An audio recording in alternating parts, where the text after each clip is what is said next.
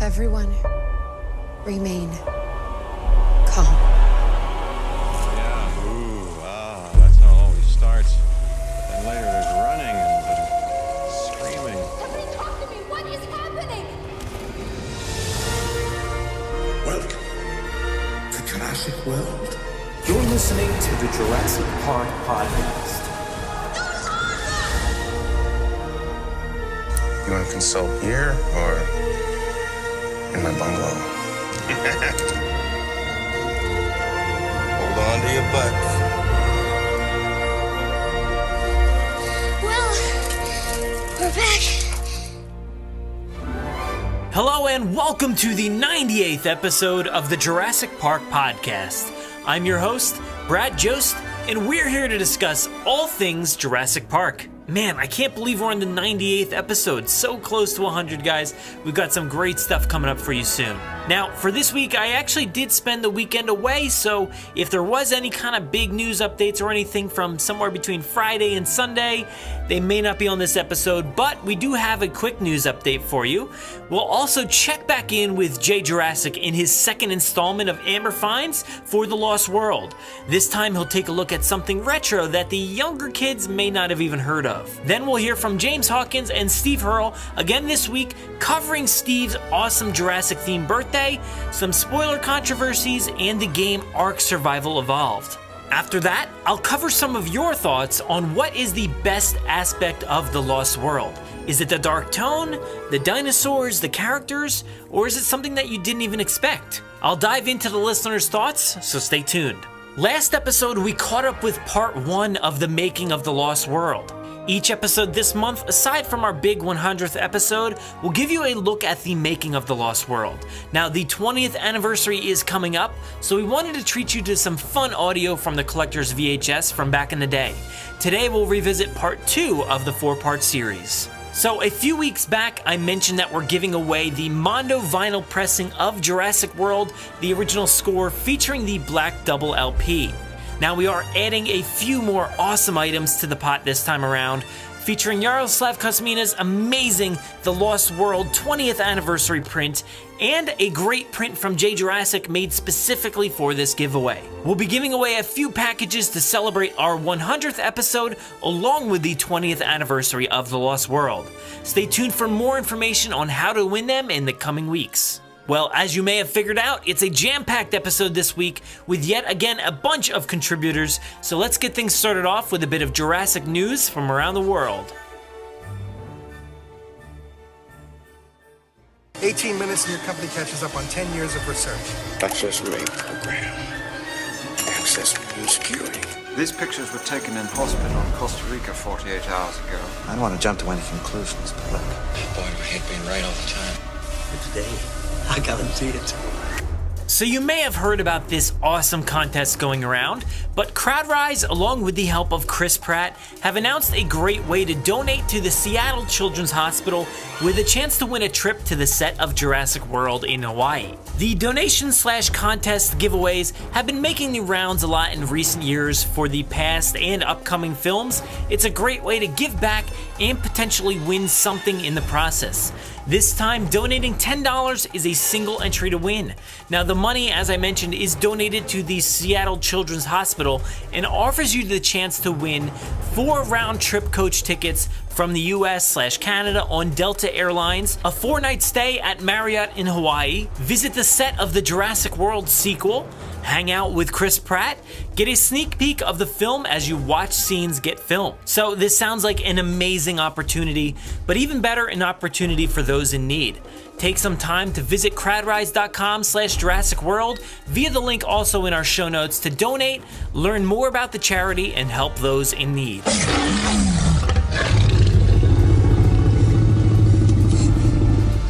This Tuesday, May 9th, let's wish a happy birthday to the director of the upcoming Jurassic World sequel, Jaye Jurassick.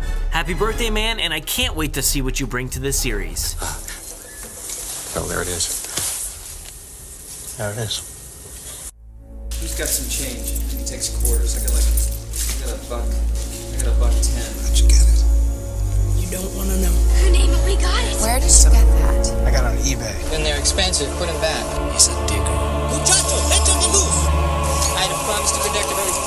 on-site inspection. And get stuck in the sand. Yeah, it's pretty amazing. I got it for $150. But we'll pay it. And then there's the merchandise. And I can personally... Donald, this park was not built to cater only for the super rich. That first park was legit. I could write all kinds of numbers on this check. I remember that on InGen's list. It's because it wasn't on their list. This fossilized tree sand, which we call amber. Hello, Jurassic fans. Welcome to another episode of Amber Finds, where I show you pieces of my collection and talk about how special they are to me and what they mean, and, you know, also let you know where you can find them and whatnot. Well, it is May,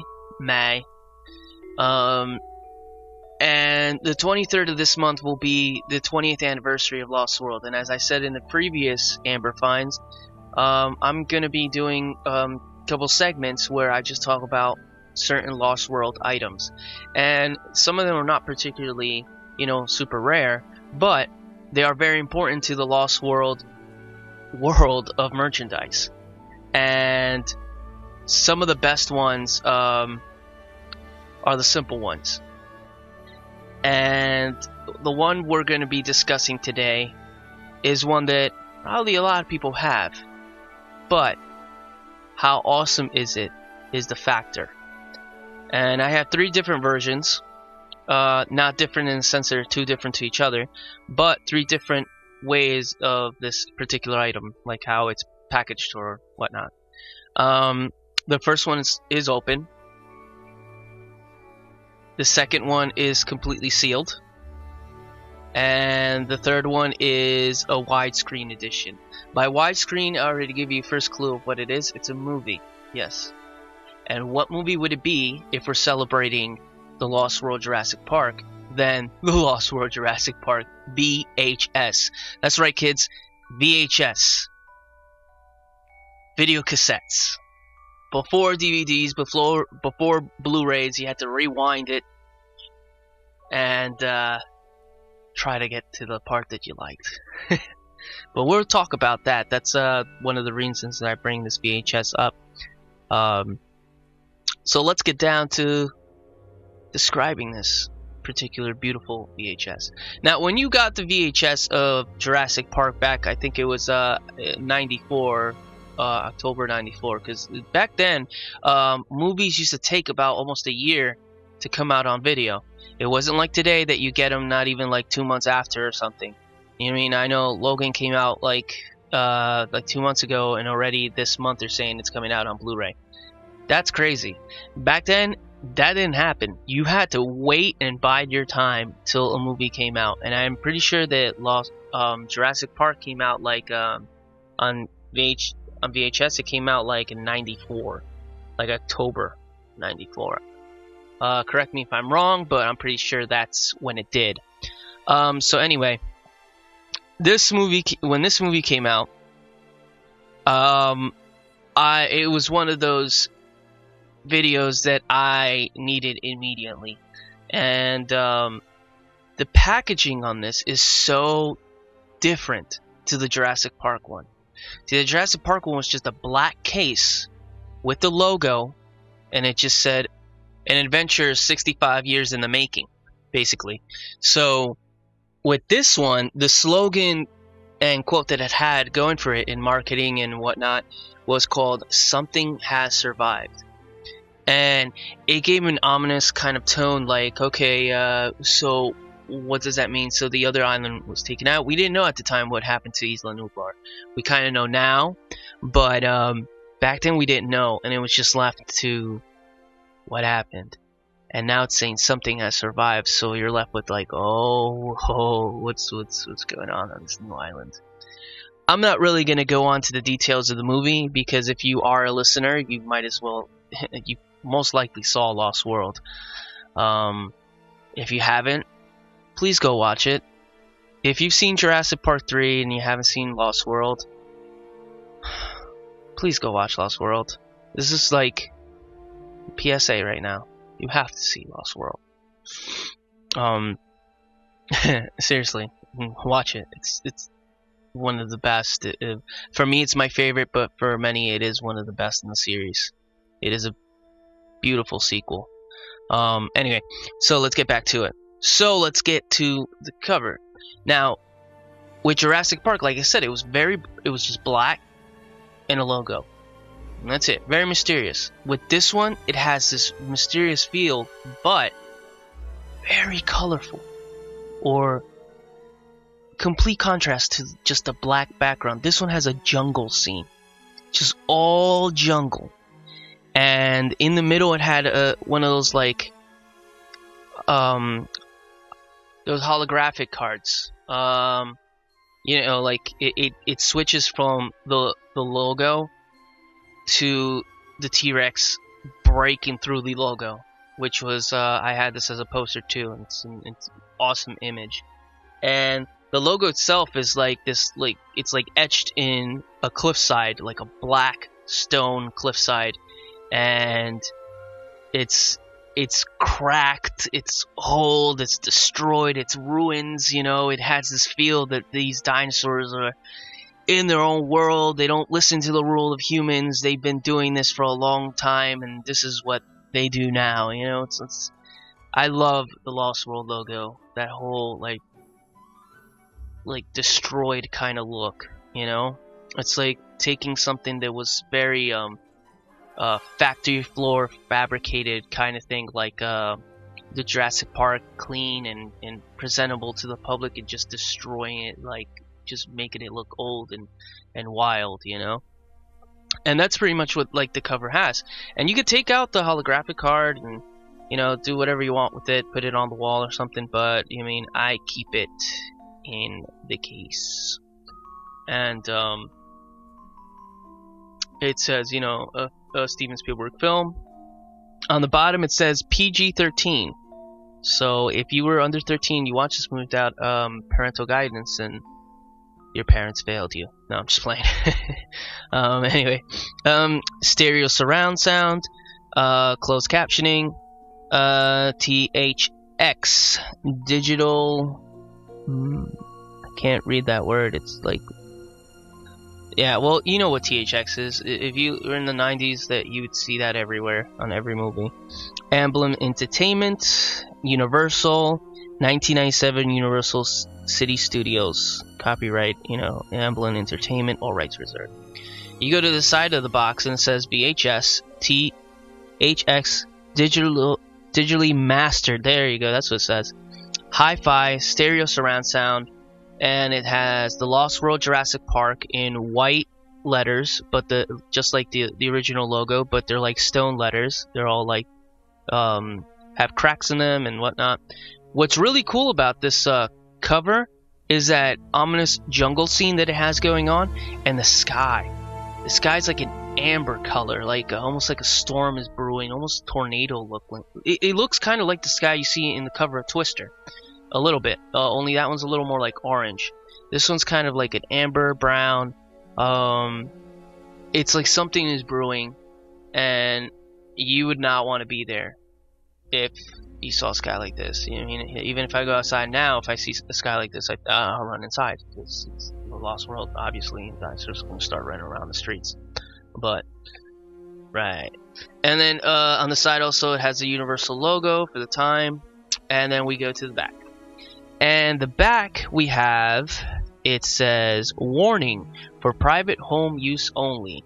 Federal law provides severe civil and criminal penalties for the unauthorized reproduction, distribution, for exhibition of copyrighted motion pictures and video cassettes. Back in the day, when you went to Blockbuster, some people would make their own tapes of Lost World, I guess. Anyways, Lost World Jurassic Park has the title in big white, again, cracked letters. And then we have a cool picture of the buck T-Rex breaking through the jungle and all the hunters running amok. That one scene, it's awesome. And let's give a hint, a little surprise later. Directed by Steven Spielberg, the film picks up 4 years after the disaster Jurassic Park. On a nearby island, dinosaurs have secretly survived and been allowed to roam free, but now there is a more ominous threat, a plan to capture and bring the dinosaurs to the mainland. John Hammond, Richard Attenborough, Attenborough, who has lost control of his InGen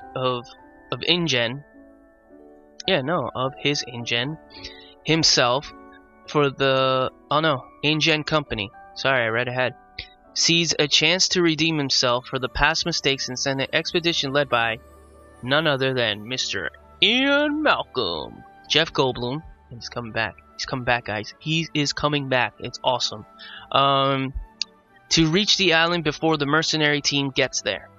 The two groups confront each other in the face of extreme danger and must team up for their own survival in the race against time, with more dinosaurs, more action, and more visual effects than the first record-breaking film, The Lost World, based on the thrilling bestseller by Michael Crichton, the man, the myth, the legend, with a screenplay by David Coep. Also stars Julianne Moore, Pete Postlewaite, rest in peace, Arliss Howard, well, he got eaten by a T-Rex, Vince Vaughn, Nick Van Owen, and Vanessa Lee Chester, which is a gymnastic champion now. Terrifically entertaining, edge-of-your-seat adventure. Stephen Holden, New York Times. That was a quote by him. And I quote. And it has like the same jungle scene from the front, but this time there's two raptors like walking out of the jungle. And I love the way these raptors look, because one of them has like its mouth wide open and has that kind of like it's about to attack look, and the other one has almost the look of the big one from the first movie when Robert Muldoon gets attacked. It's just like looking on ahead, like smirking almost, and just like, yeah, he's gonna get eaten. It's gonna happen. Oh well. Good day, sir. The movie is 2 hours and 9 minutes. This film has been modified for its original version and has been formatted to fit your TV. And then, it has the usual movie like credits, and it sucks because like this tape itself, it's a little bit old. I actually can look on the other ones. The white lettering's a little hard to read with the jungle leaves. You know what I mean? But it's pretty much what I just read. It's the actors, Universal Pictures, and whatnot. So I have 3 of these, right? 3 of these tapes. And one of them was given to me as a birthday gift from my good friend Lori. She gave me one that's completely sealed, which is amazing. That is awesome. One of them I found a thrift shop because I actually had lost the original one. The one that probably wouldn't work now anyway if I tried to watch it. And the other one was pretty cool because it has a gold border, and it is the widescreen edition. And what's cool, it actually still has like those little booklets you used to get with videotapes. This one has Hercules and Xena, the animated series.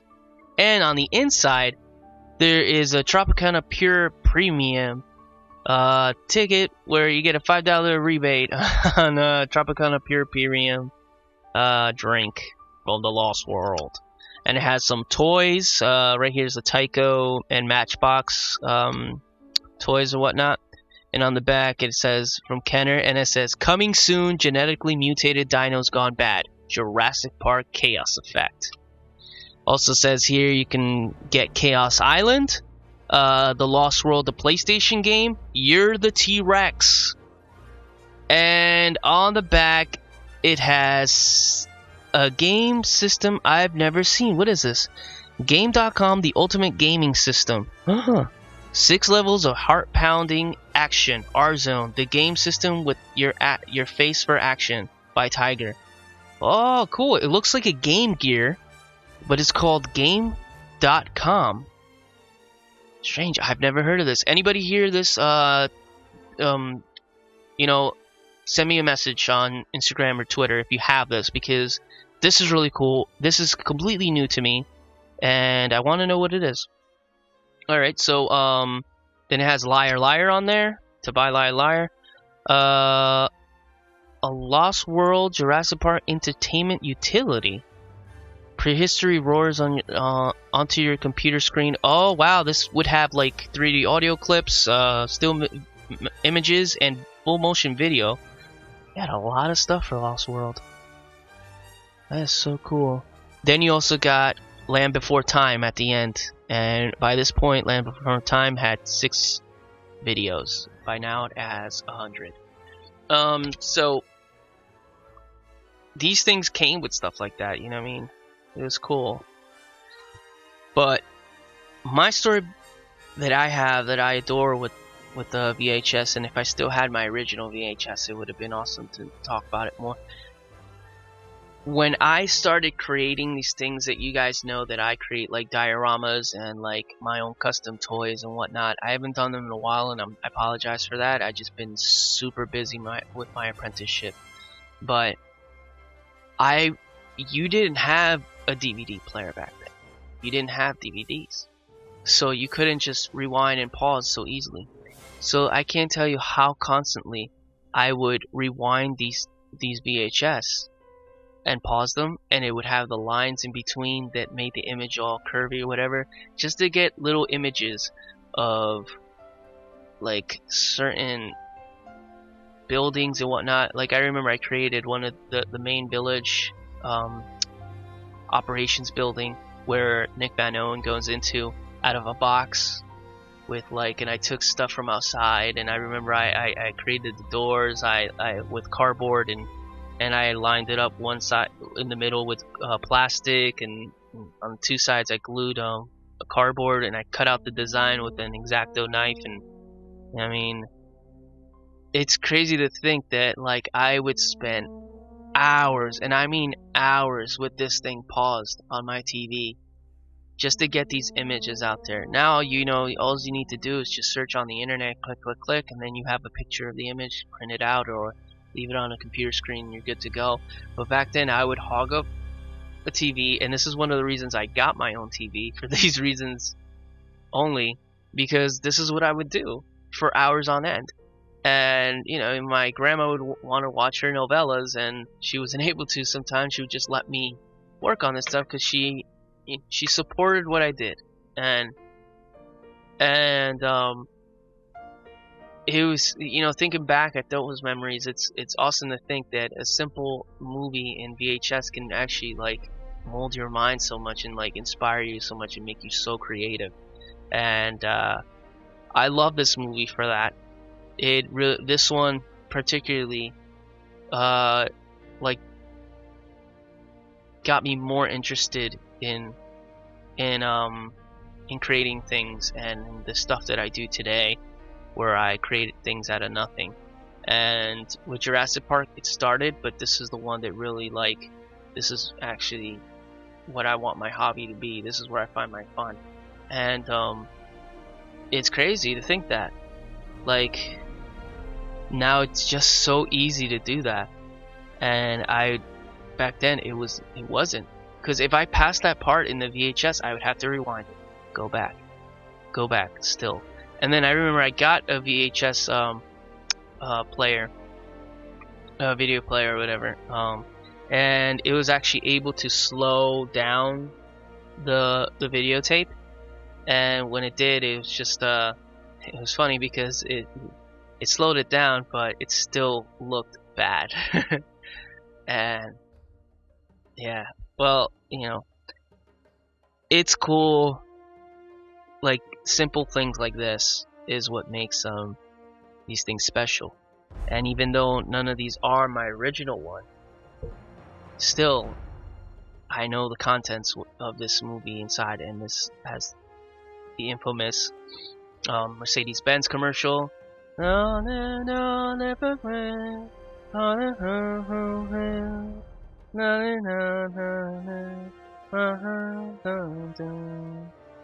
don't remember lyrics, but if you remember that, you've seen this VHS.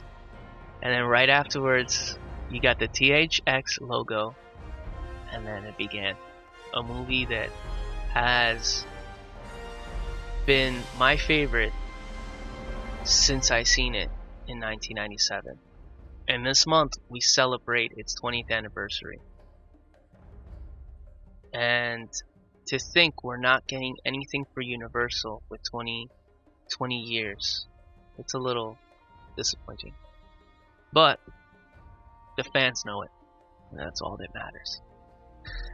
Alright, so I promise the next one will be so emotional, but we'll get a good one coming up for the next Amber Find, so stay tuned, Jurassic fans and dinosaur fanatics and Lost World enthusiasts, because we need more Lost World fans out there.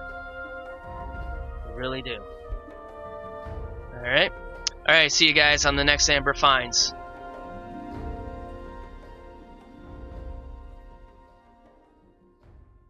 Where's Aunt Claire? 7 o'clock tomorrow night on the East Dock. Make sure he gets it right.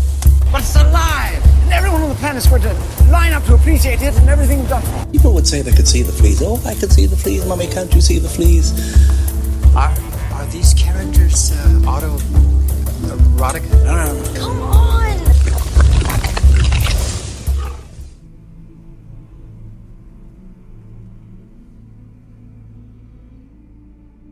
Alright, Steve, how's it going, mate? Yeah, not too bad, mate. How's it going?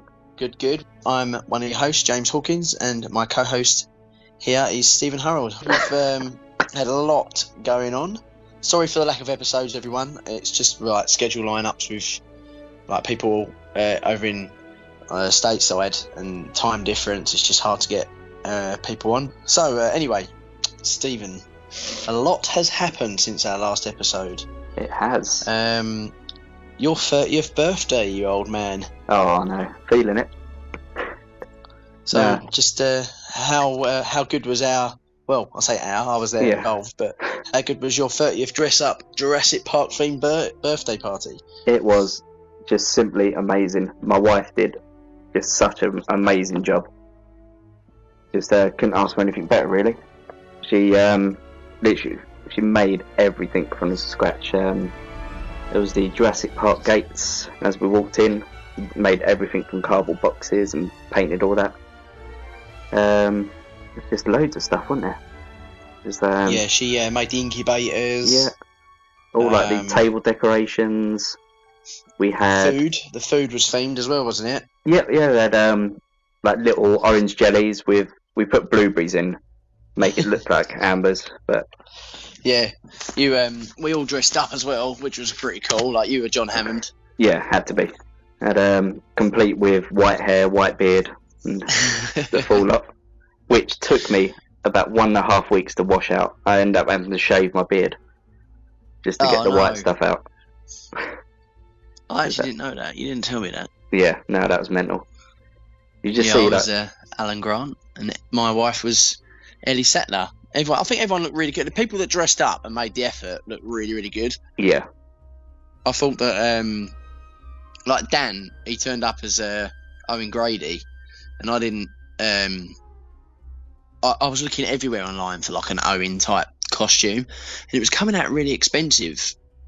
Yeah. Like that's the thing, isn't it? Like sometimes certain things, if you want, it depends on how accurate you want to get it.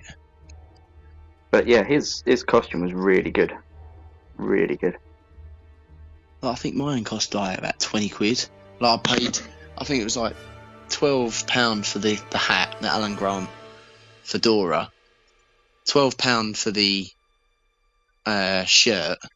The chinos already had, the boots already had. So some of the stuff, like, it depends on if you could. I was scouring the internet for ages trying to find cheap deals. But I thought, all in all, everyone looked really, really good that dressed up. Yeah, and I'm obviously quite family orientated. I've got a daughter who's 5. Then we've got loads of my friends have got kids, and so we sort of like to include that as well. So we had a massive inflatable dinosaurs going around. I think we had like a 6-foot T-Rex inflatable thing that was being chucked around. We had I've just got a vision to that. yeah. We got a Triceratops. That was about 5 foot. I think. Yeah, it was pretty big actually. Yeah. For those that are interested in seeing some of the party antics. Yeah, there are a few drunken videos. On our YouTube account, Jurassic Unicast. A month ago, I posted a couple of videos. One of them is of me as Alan Grant in the car which is just a quick, silly video, fun one. And the other one, it was a drunken antics. Yeah, this was. We won't explain what it was in the video. No. Just be warned. It's quite amusing. Yeah. To us. No. Preferably for an elder audience. I'd say 18 plus. 18 plus audience. So be warned there. Yeah. It's not that bad actually. It's not. It's not. Yeah, no, it's not. It's not rude in terms of we are. Well. Yeah. It's more suggesting something than it is. Yeah. More than anything else, but yeah, let's leave that there. Yeah. Then that was a fun evening. We had a DJ playing Jurassic Park music as on the entrance. I did a little intro for Steve to walk in. I did the John Hammond, "G'day, g'day now, the best 30th birthday in the entire world." And then Steve walked in, bit cringe it was, but it was good laugh and it was good fun, all in aid of the whole experience. So yeah, if you're a big Jurassic fan, you would have loved it. If you're not a Jurassic fan, you turned up to this, you're probably like, what are these people doing? What is going on? But in the end, everyone absolutely loved it. It was a great party. Yeah, we had Sam from Jurassic Cast came as well, didn't he? Yeah. He brought his little daughter along. That he was Dennis Nedry. Who's actually had a really good outfit. The spinning East dock sign. East dock sign. Yeah, that was really cool. And his daughter came as a dinosaur, as a Dilo. Yeah, which was great. Yeah, no, it was good. It was good. It was good to see him actually. I'm glad he came. It made it.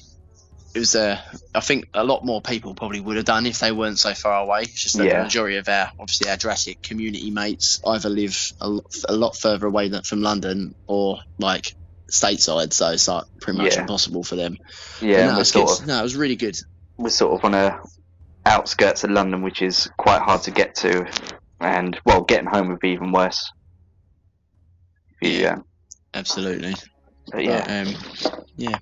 Anyway, next topic is Jurassic World 2 has now begun filming with set pictures, leaks, unfortunately, online. But the ones that that have officially been tweeted by Trevorrow and Bayona, what do you think of those?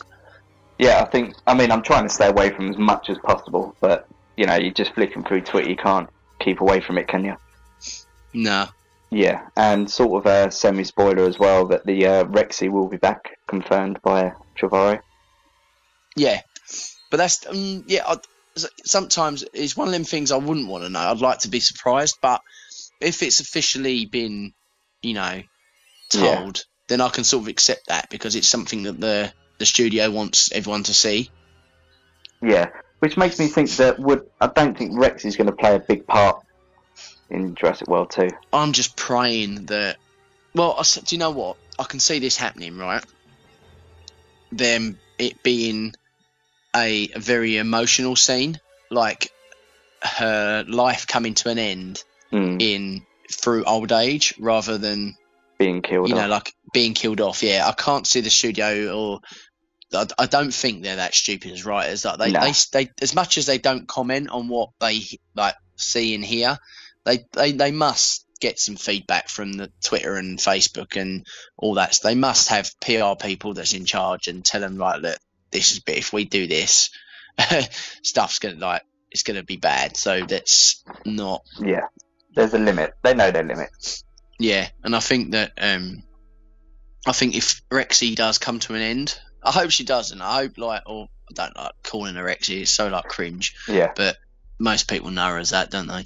But if the T-Rex the original one does come to an end at some point, I think it will be in that way. I think that it will get to a point where it's just an old animal and it just be like the Apatosaurus, but take away the whole violent side of it. Yeah, just takes its last breath and it'd be an emotional scene. But emotion's good with film because it makes you connect more. Could you imagine that for the opening scene though? Because destroy people. Yeah. Because let's see, we've had a death. Well, not really a death in every film at the beginning, but seeing that as like Jurassic World 2 opening scene with the Rexy dying, because I don't want to say it will happen, but is it something that could happen? I think it definitely could happen. Yeah, absolutely, and because it could go two ways. If you did that, and you could get people that are like ridiculously stupid would like walk out. Oh, this film's going to be. How can you kill off that? Or you could look at it as like, you know, he's taking a risk here, but in a good way. Yeah.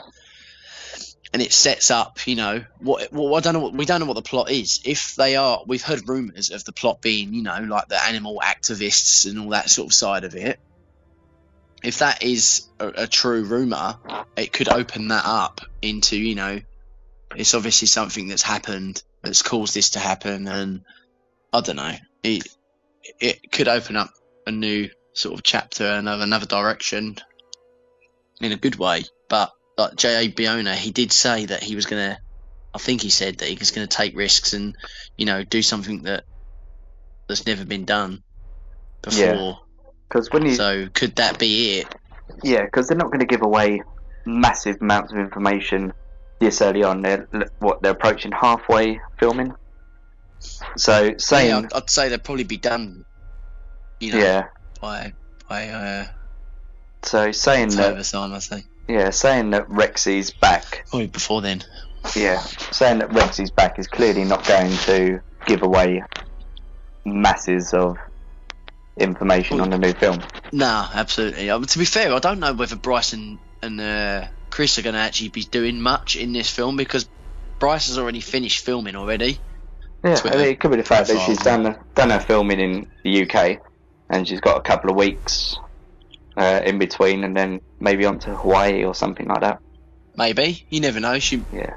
No, I don't know how far flight that is from Hawaii.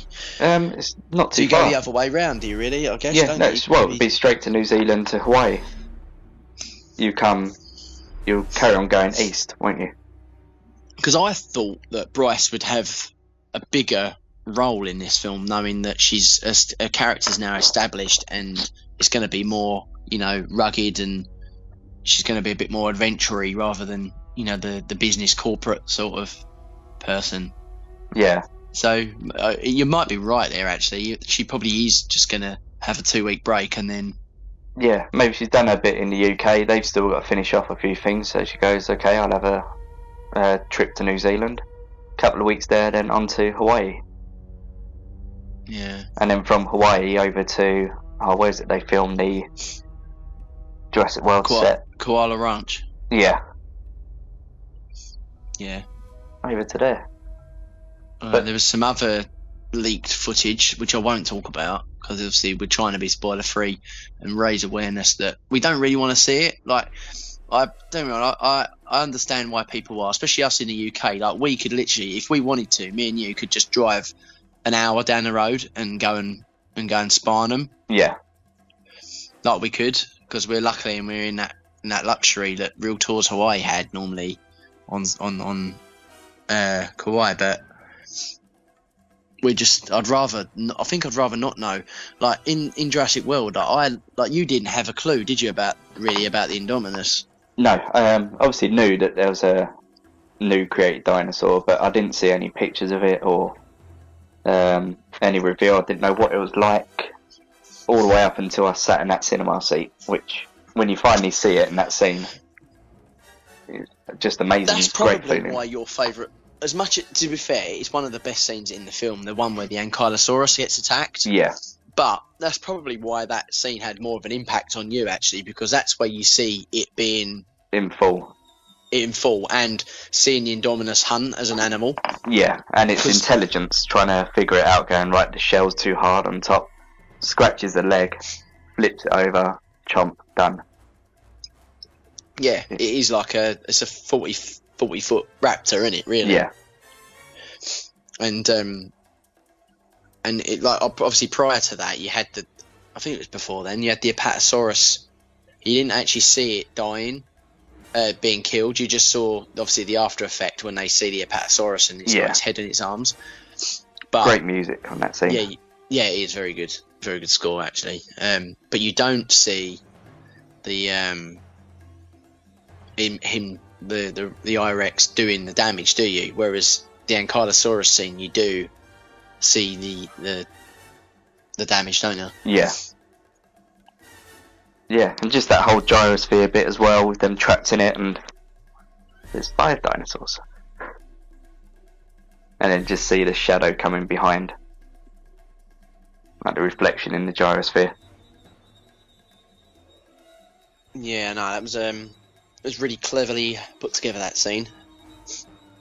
I like it. But yeah, anyway, sorry, spoiler territory. We can talk about this. Away from that. Yeah, no, we are, yeah. We're getting a bit carried away. Yeah.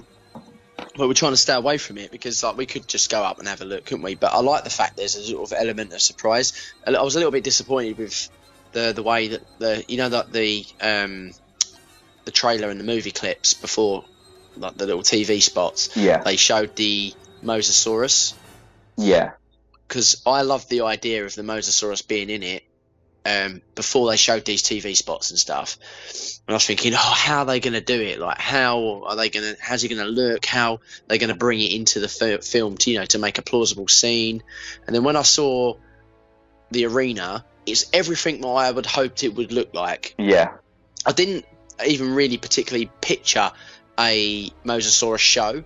I pictured it being like more of something for the future, and like in the game, that Jurassic Park game by Telltale, there's like an underwater lagoon station you can visit, and I pictured it being like that and something they were looking at doing as an attraction, and but you can only see from above sort of thing, but they executed it absolutely amazingly, but I didn't want to see it in a trailer because I think, imagine the impact that would have made in the cinema. Yeah.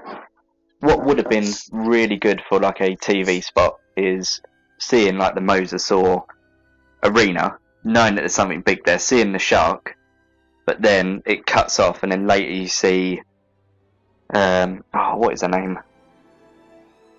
The British lady. Gone right out of my head. Oh, Zara. That's it, Zara. But then you see Zara being dropped into the water, and then you know that scene where it's just all blue around her, and she's just that tiny little shaded silhouette. And then, like almost like Jaws-esque. Yeah, and then that just fades away. Fear factor in. Yeah, so we know there's a Mosasaur in there. We know there's a human in there, but we don't see anything. Yeah, I know. Like, it would have added like that little bit more suspense. Yeah. I like that scene. A lot of people don't like the way that Zara. They thought she sort of died in a bit of a, sort of heroic way. Really. Well, let's face it though. All the greats die in the want to die in a Jurassic Park film, because you'll be remembered. You'll be on that list of Jurassic Park deaths. Yeah. Yeah, I'd want to die in a film. If someone said to me, right, you're going to be an actor in it, unless, like, obviously, if you're not the main character, you don't want to die. No. But if you're in it as, like, a side character, I'll be like, right, I want to either die by a raptor, I want to die in a good way. So, I don't know, whether it's stumped on, do you know what I mean? Honestly, I'd want to die. Yeah, definitely. Because I'd like to do the whole stunts for it, like, falling back as I'm getting jumped on sort of thing. Yeah. And that side of the acting. But yeah, anyway, back to spoiler. Yeah. There's been a lot of pictures about sets going on and certain animals being spread. Is it the one that Frank Marshall had tweeted with his chair? Is it Patrick Crowley's chair? I think you got Trevorrow's in the background. I think, there was a lot talking about I think it was Therizinosaurus. No, that's not Therizinosaurus. No. I'm talking about Metrocanthosaurus. Yeah. They reckon that a lot of people were saying that could be. There was that, and then you got obviously the glare in the mirror in the glass. In the background, you can see like sort of silhouettes. Yeah. With skeletons, and you can tell that that's in the same room as all them skeletons were. The one that they posted with the big Triceratops looking skull. Yeah. Look, I asked a paleontologist actually. I asked Jack Horner as well. He didn't. He answered on someone else's tweet. But the paleontologist I asked was George Blessing. He He's known as Dinosaur George on Twitter. Actually, he's really, really good. He does a lot of stuff for kids. He said that one is what was his tweet? Let me have a look, see if I can find it. It was like I don't think I'll find it now. It was he said it was as cool as heck, but it was a made-up-osaurus. It's not a Triceratops. As far as his opinion is from what he knows. So yeah. So there we go. But yeah, that's that. We try and I'm not sure. Well, I'm pretty much. I'll try and stay away from as many spoilers as possible. Yeah, I think this year I'm going to try. I'm going to watch the Super Bowl trailer. Yep. Because they're going to release that. They've got to, and everyone's just going to go absolutely mad. It's going to be very highly anticipated, but I'm going to go for that. But any TV spots, we're going to have to tell Dan and Glenn and anyone else that's on the Jurassic Unicast team and anyone else to just to not tag us in. Yeah, pretty much everybody. Like, we'll try our best. Like, we will like and probably favourite stuff that we've seen, but we'd never retweet because it's not really fair. And there's a lot of other fans in the community that don't want it spread. Yeah. Just we ask for no tags, and we're just not going to try and we're going to try and stay spoiler free as much as we can. Yeah. So, Stephen, Ark. One of the greatest games of our time at the moment. Love it. How do you feel? Yeah, no, it's pretty. It takes up a lot of time. Yeah. Because it's for those who are a bit unsure. It's called Ark Survival Evolved. You can get it on PC, like PC, Xbox, and PlayStation. We've got it on PS4, the pair of us, and we tend to way too many hours playing play it a lot. So let's face it, you're trying to survive and build a community or a safe haven, but there's also a world of dinosaurs around. But it's not just dinosaurs. No. There's prehistoric mammals, prehistoric like you've got dragons as well. Yeah. In the game mode. You got castoroids, which are beavers, mammoths, saber-toothed, a lot, dire wolves. Therizosauruses, they're like evil. You do not want to mess with one of them. No. But the main thing is, all these can be tamed, and you've got to work towards a way to tame them, and each one build up takes your different. XP by doing certain things, like crafting tools, using tools to chop wood and create stone, and then you use that to then build a wall, build houses and walls and foundations, and cupboards and stuff to put your equipment in. Eventually you get to a level like Steve's on. What level are you on now? Oh, about 86. 86. When you get to like them sort of levels, you learn electronics and high level weapons that you can, like advanced weapons like rocket launchers and stuff like that to help you survive because obviously the harder the level you're on, the higher level you're on, the more higher tames you want to try and higher level animals you want to try and tame, and the higher level the animal is, the harder it is to tame. And these sort of weapons along the line help you because you can use the animals, can't you, to do stuff? Yeah, like we mainly use like pteranodons and argentavis to do a lot of flying, scouting, and trying to find the tames. And once we found them, we can try and trank them, knock them out, and tame them. But yeah, we've spent most of our time on there. It's really complex because it's a really, really well thought out game. Because it's not like you trank them and then, oh, by the way, they're your pet now. You have to feed them. It's sometimes feed them using a type of stuff. You've got different options, haven't you, to feed them with? Yeah, like you can tame a dodo using a couple of mijo berries, like just berries that you've foraged. But that can be like anywhere from 30 seconds, or you can try and tame a Giganotosaurus, which is like 6 hours of just that's pure. Incredibly stupidly hard. We've not done that. We're not that dedicated. Like we're good enough to do it. We know exactly what we need to do, and we've got the equipment that's perfect to use it with. Yeah. It's just the time you need to invest into just one animal is just ridiculous. Yeah, we're not 6 hours worthy, unless I was to do like 2 hours someone else would come on 2 hours and so on. But yeah, you'd need to do it in a shift, wouldn't you? And then you think it's a game. We're not going to set up shifts and everything like that. But there's so much to do, and to be honest, that's taken up most of our time. It does, and as soon as you get bored, you do tend to like create a new project. Like we found an area on the map. It's a massive open world map. You've got volcanoes, you've got mountains, and all these volcanoes and mountains offers like natural resources that are really, really valuable, like metal. And we managed to tame a Quetzal, and a Quetzal is a Quetzalcoatlus, which is a massive, huge flying terror bird, flying like a pteranodon type bird, isn't it? Pterosaur. Yeah. But it's huge. You can build a platform. It's that big. You can build a platform on its back and a base on its back and fly around the whole map. Yeah, it's that huge. It's like a small jet, isn't it? I'd say it's about the equivalent of a 3x3 jet, like easily. Oh yeah, without a doubt. It's massive, and it's got so much weight on them that they can carry loads, and they're like really, really useful.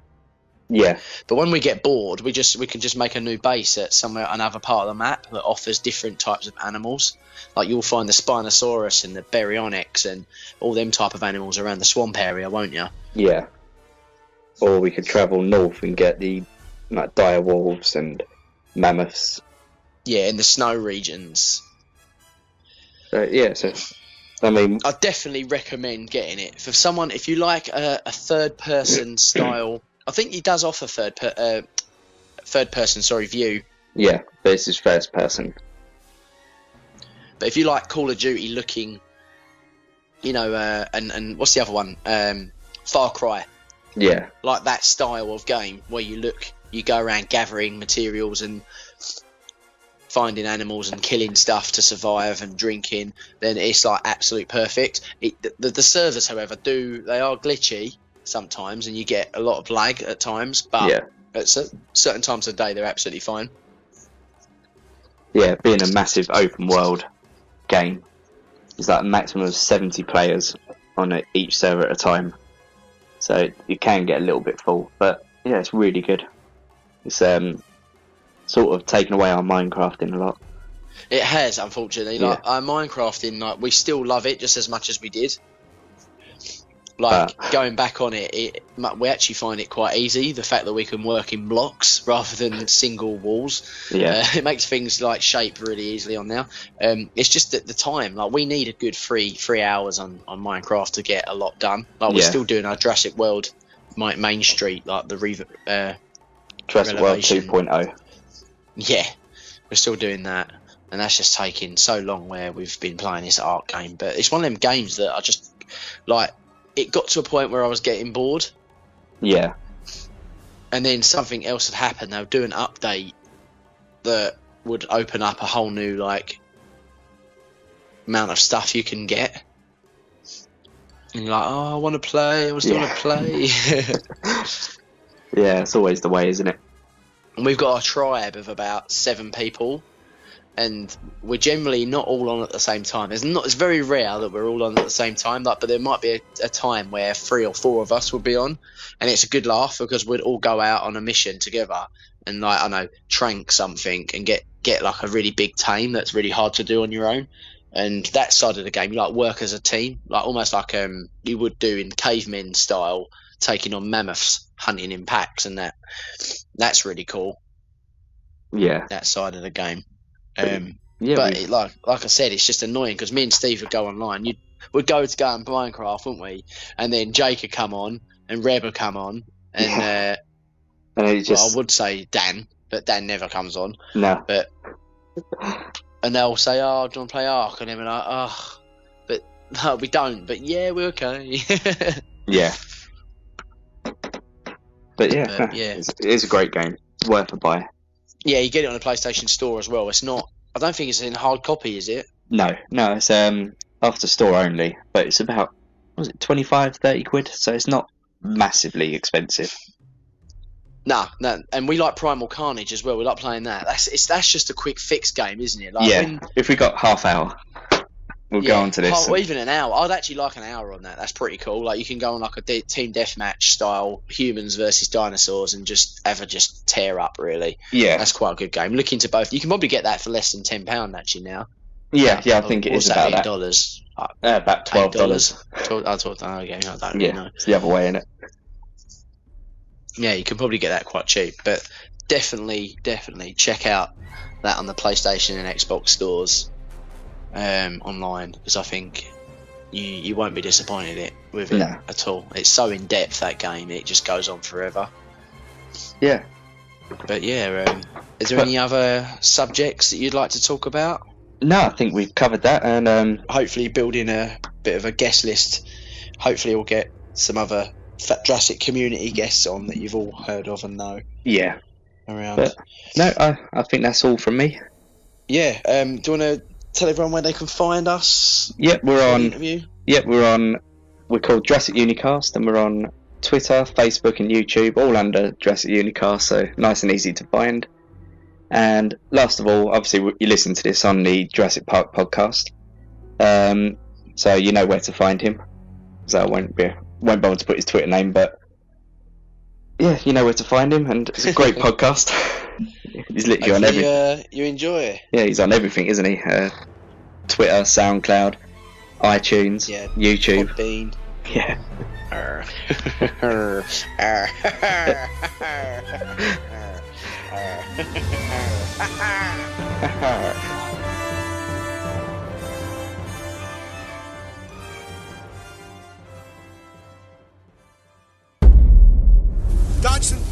Dodson, we've got Dodson here.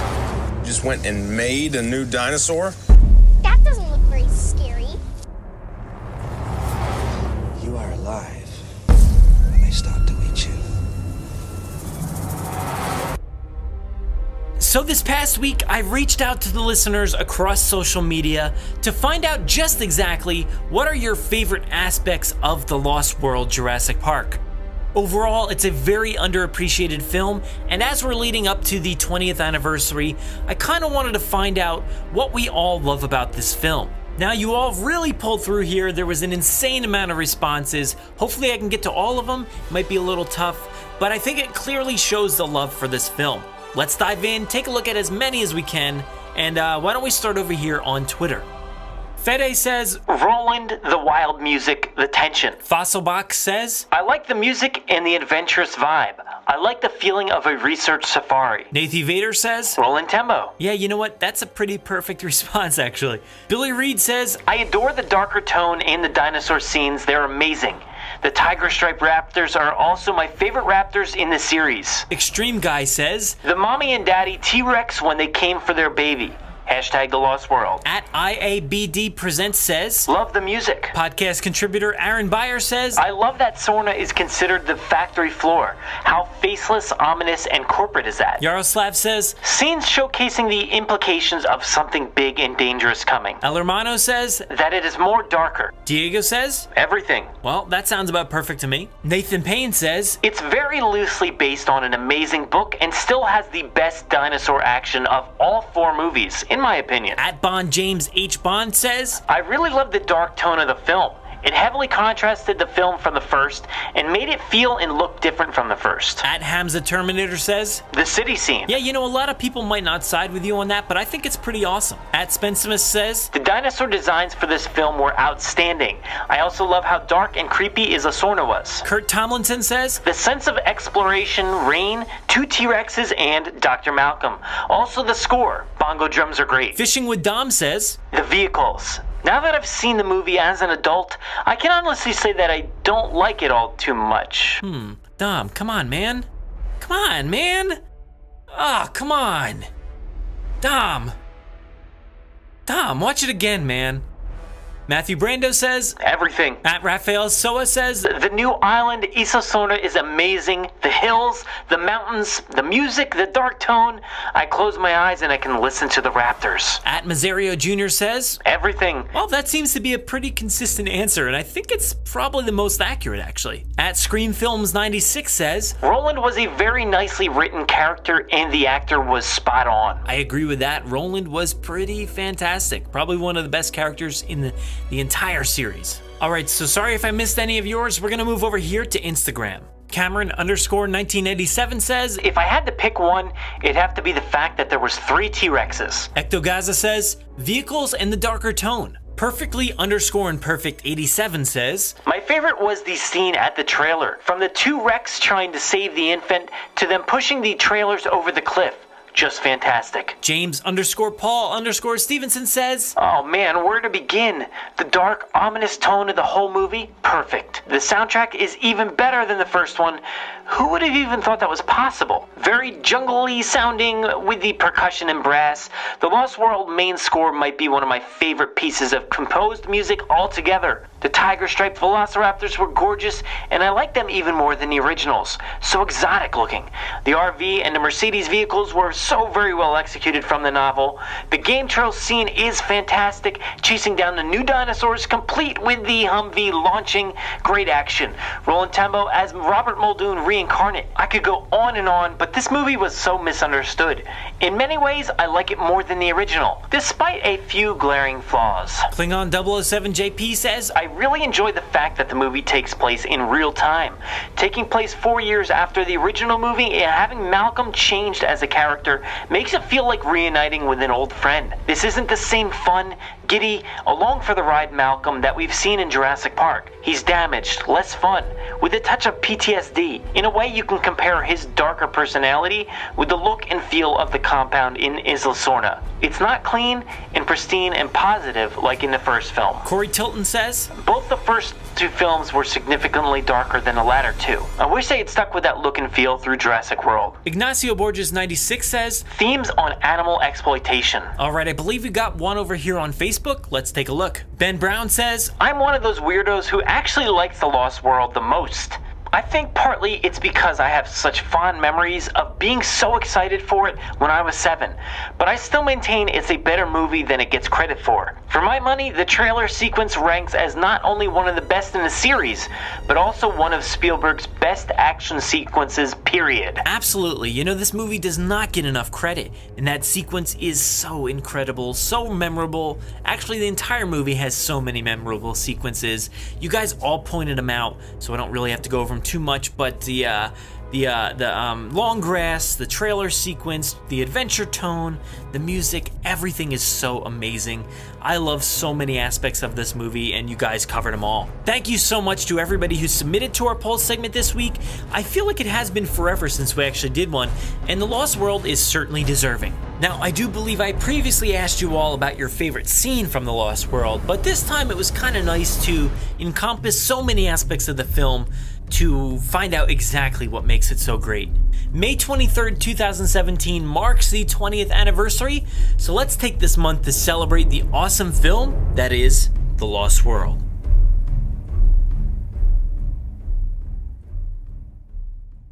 And now let's take a listen to part 2 of 4 of The Making of The Lost World. Mommy's very angry. This will give the appearance, Snake Man. No, I'm simply saying that life, finds a way. Is that good? You find him? Fantastic. Just the parts they didn't like. I believe I've spent enough time in the company of death. Hang on, this is gonna be bad. With ILM and with Stan Winston. The thing that I'm excited about is if you see the storyboards where the motorcycle goes through the legs of the Apatosaurus. So early on in the meetings when Stan Winston and Dennis Murin and myself get together, we'll go through the storyboards with Steven, figure out basically what tools we're going to use to create the image that's going to be on the screen. Whether it be a Stan Winston robot or whether it be a Dennis Murin created image, I then take that tool that's going to be used and make the transition to bring it into the set. One of the first things that we did was get together with the art department and design all the custom vehicles that you see in the movie. We had to take them and basically come up with functions for each one of them, and then Rick Carter's group would do drawings. We'd present them to Steven, finally get approval, and then they would go to my shop to be built. We had the trailers that are so big in the movie.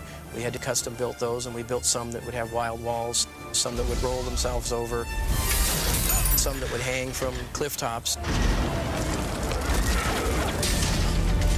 The Jeeps, the Hunters vehicles, all those had to be made and put together and all the hydraulics put in. We had the snagger, which would run after an animal and close its arms down. We used a German vehicle called a Unimog for the large platform-type vehicles, and then Mercedes four-wheel AAV vehicles were used as well for our chase sequence. Each location that we look for, we have to find out what the facilities are, how we get our things there, how we ship there. So early on, we were thinking of New Zealand, which would have been a tremendous shipping situation. So we ended up going a little bit to Kauai and a lot to Eureka. Cut, we got it. That was great.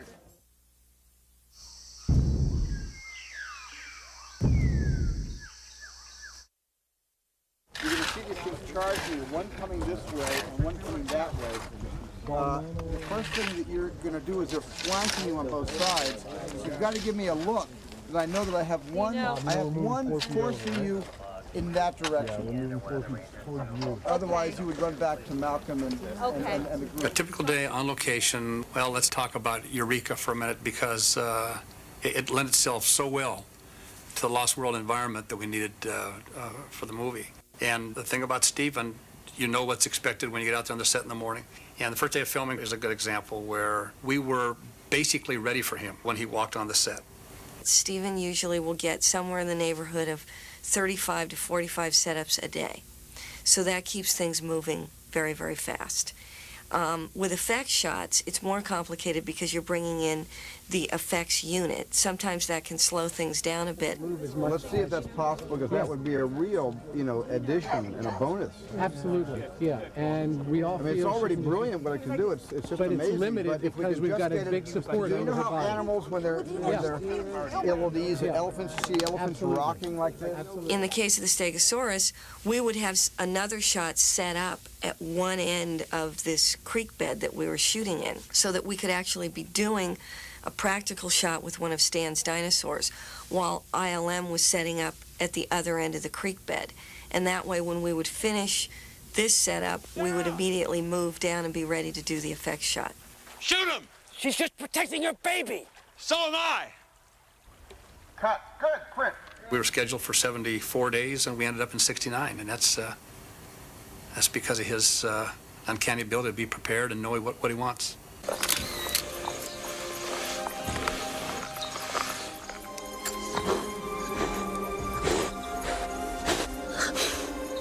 Those are the most enjoyable moments for me, when there is an actor acting with one of the live-action dinosaurs. And I'm behind the scenes giving direction to the puppeteers, the performers that are in fact controlling that animal that's acting with the actor. I'm trying to give the actor something to respond to, something to react to. Stan Winston designed the most beautiful animatronics. They are so... the first day that I worked with the baby Stegosaurus, whose name was Claire, I said, as an actor, you have to endow a lot of things. And I had nothing to do. She was so emotive, so expressive, and so lifelike, that she was there for me. He created an entire character.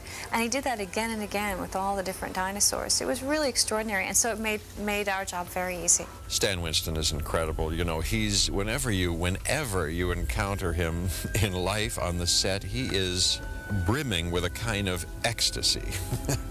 And that's the truth. And I think that comes out in his work. I think he puts that life force into these things that he makes up, which he does in the most miraculous way. The biggest thing you see that was done up in Eureka is our roundup sequence. In the roundup sequence, you see a pachyosaur, which is running around, and the vehicles are trying to lasso him and catch him.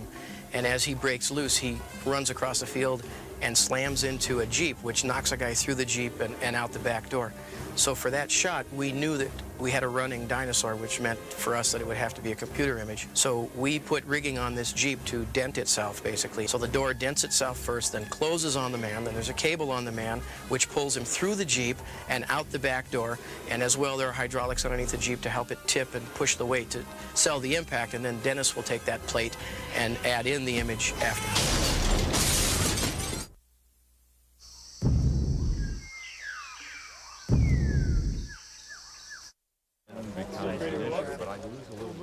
Okay, let's go up. I knew how I want this movie to look, and I also knew how I did not want the movie to look. I wanted to have fog and rain and a kind of a moody feel to a picture, which is diametrically different from the first Jurassic Park, which was cleaner.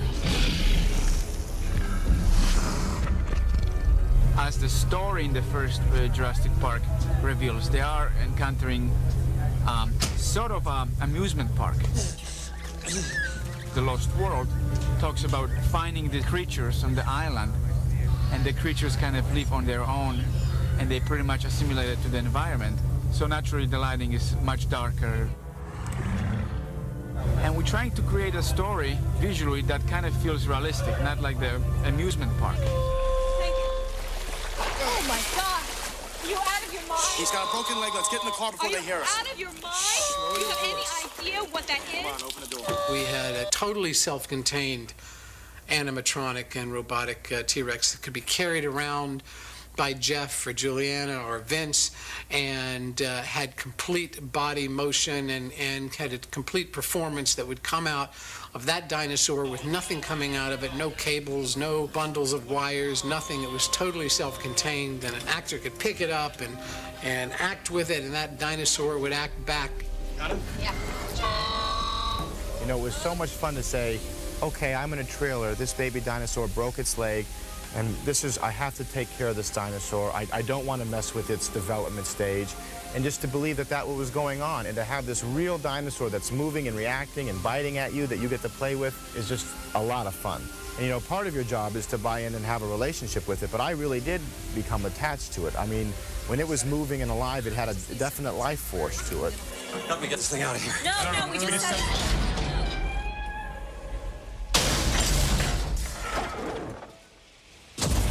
Mommy's very angry.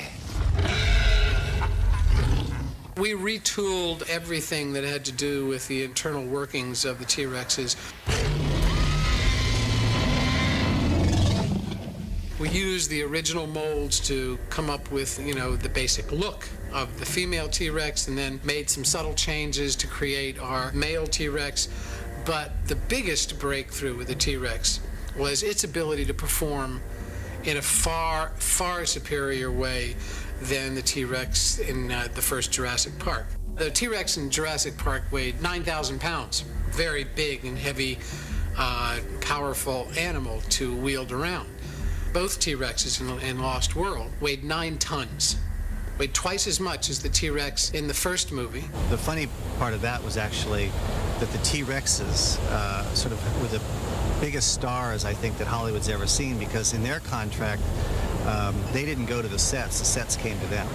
They stayed on one stage, and we just kept having to revamp that stage in order to make their environments. It really gets down to what is logistically the easiest thing to move around. And as it turns out, it's easier to set the T-Rex in place, have the tracks in place, and let them live there, and change the sets around the animals. So wherever you saw them, we built the sets where the T-Rexes were. We built a portable waterfall that we could move around so that we had basically a sheet of water, and hung it above where we needed to be, and let the Steadicam run through, and let the dinosaur, the T-Rex head, go through. That is one of Steven's better scares, I think, in the movie, because you don't expect it to come through there. Steven wanted the waterfall to turn red on cue, so it's rigged with valving so that you could turn it to blood when on cue. If you think about running a robotic dinosaur that can go crazy in water, it just makes it so much more difficult. It'd be like taking your hairdryer in the shower with you, because literally there is electronic solenoids everywhere and control cables and wires. We just said, please hold the waterfall until the end of production, you know, because there's a good chance we're going to destroy this animal. And amazingly, we got through it. The T-Rex was underwater again.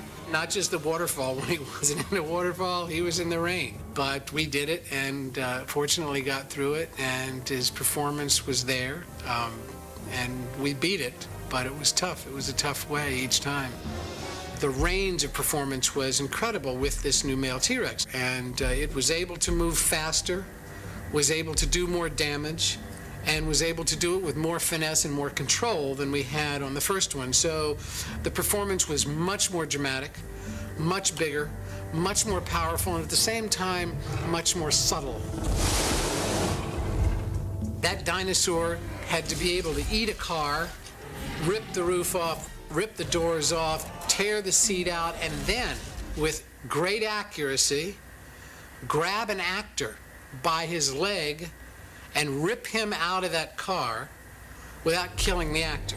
We had become more comfortable with Stan Winston's robotics in that we were able to control them better this time around. So Gary Himes, the stunt coordinator, and myself sat down and tried to figure out how to pull it off as much as possible live action.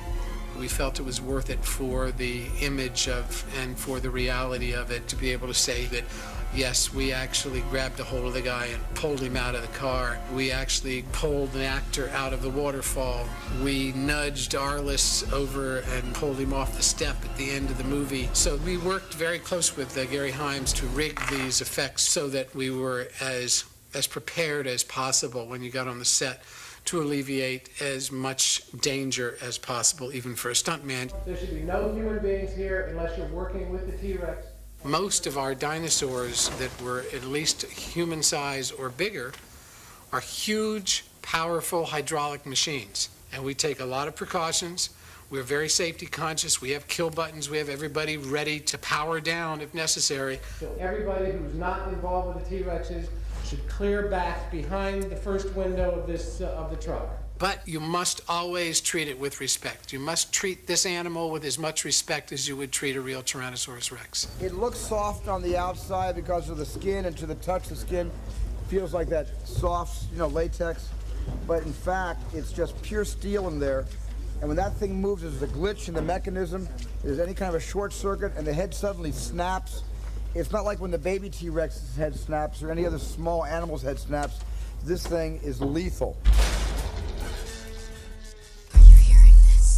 Make sure to visit JurassicParkPodcast.com to find all our past episodes, brand new news articles, information on how to contact us, and much more.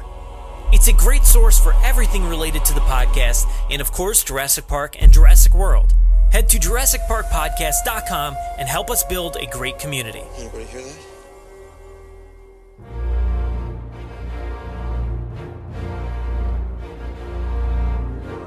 Thanks for listening to the 98th episode of the Jurassic Park Podcast. Of course, a huge thanks to James and Steve for another great chat. I like it when others like James and Steve share their points of view on all sort of, Jurassic and dinosaur topics. Hopefully we get more people participating in the future. You're all welcome to join in on the fun. Also to Jaye Jurassick for another installment of Amber Finds featuring those amazing VHSs from The Lost World. It's so awesome. I remember those so much. He's got a few more items left to showcase during our celebration of The Lost World this month, so stay tuned. Make sure to check out our show notes for links to James and Steve of Jurassic Unicast and, of course, Jaye Jurassick. Also, thank you so much again to all the listeners who interacted with us over the poll segment this week. The show is almost to 100 episodes, as you've heard, and it would certainly be nothing without all of you. Thank you. If you want to interact with us, we do most of our work over on Twitter at Jurassic Park Pod. We're also on Facebook at facebook.com/Jurassic Park Podcast, and our Instagram handle is at Jurassic Park Podcast. You can listen to us via iTunes, Google Play, Podomatic, YouTube, our website, or wherever else podcasts are found. So make sure to subscribe to automatically get new episodes every week. If you haven't already, please give us a 5-star review on iTunes or a great review wherever you listen to the podcast. It will seriously help out our rankings and make it easier for fans like you to find us. We're usually spotted commenting on the Jurassic Park subreddit as Jurassic Park Podcast. Don't forget to check out JurassicParkPodcast.com for all the links you heard here today. If you want to get a hold of us, you can email us with any news stories, MP3s, comments, or if you want to debut a segment of your own, send them to JurassicParkPod@gmail.com. Or you can submit questions directly on our website contact form. If you'd like to record something for the show, send it in to us and we'll feature it in an upcoming episode. If you don't have any way to record, you can give our voicemail line a call and leave us a message. That number is 732-825-7763. Thanks for listening and enjoy.